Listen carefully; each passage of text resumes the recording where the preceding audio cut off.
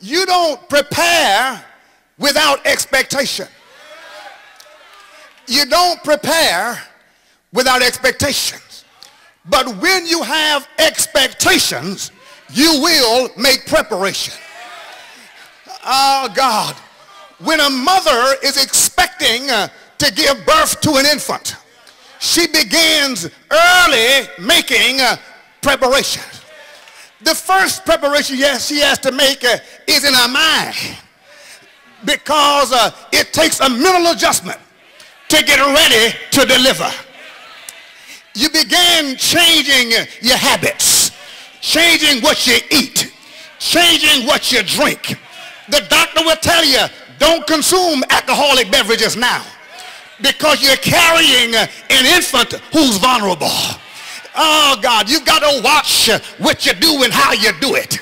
You can't be wild and rambunctious, because you got precious cargo on the inside.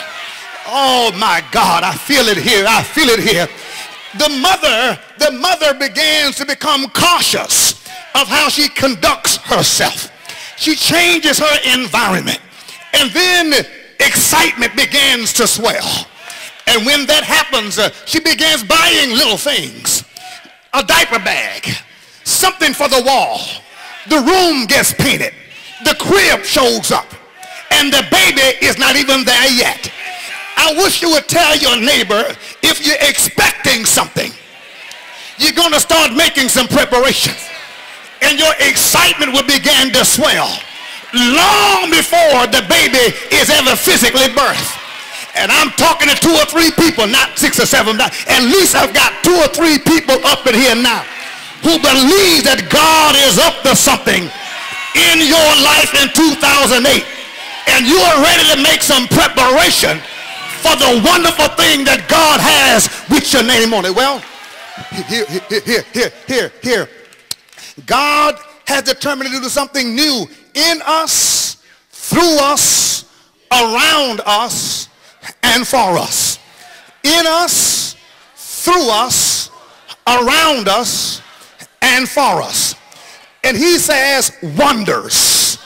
Come on, say wonders. To get a wonder means that when you get it, it makes you wonder.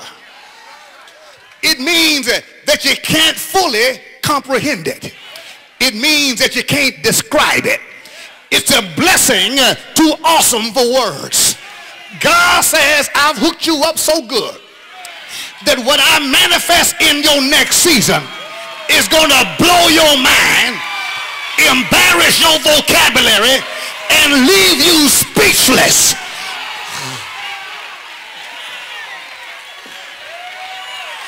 I dare you to grab somebody's hand like you got some real faith and squeeze it and say, neighbor, what God has for us next is going to blow our mind, surpass our comprehension, embarrass our vocabulary, and leave us speechless, to where all we can say is, wow.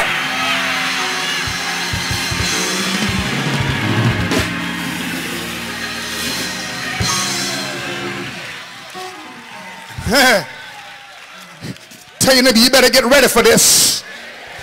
Come on, tell them, this blessing is worth getting ready for.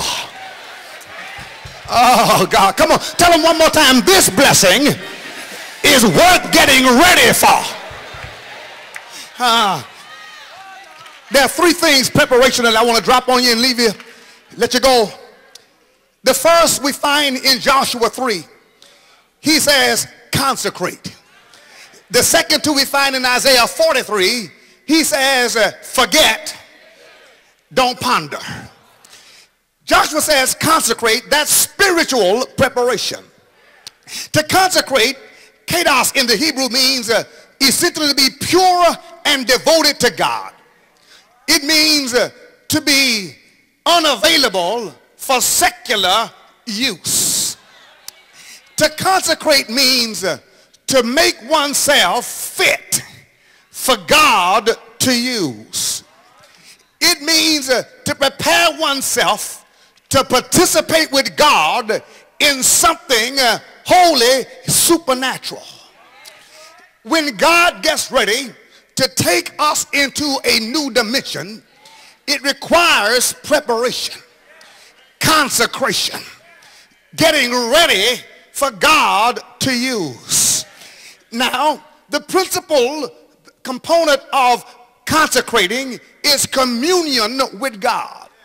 It means getting away from everything and everybody else to spend time with God so that you can get God's perspective on you and the things that are going on around you. When I was the chaplain for the Houston Oilers years ago, I learned how it looked. On game weekend, Saturday morning, the whole team had to check in to the Hyatt Regency, leave their wives and children and friends to come apart from the rest of the world. All day Saturday, it was reviewing film and lessons from the week's practice. On Saturday night, they all had to sleep at the same hotel and go to bed at the same time because the coach could not take any chance on contamination. And so you couldn't go home to be with your girlfriend or your wife on Saturday because game day is Sunday. And we don't want you having an argument on the way home with your wife and having to spank your child at 9 o'clock on Saturday.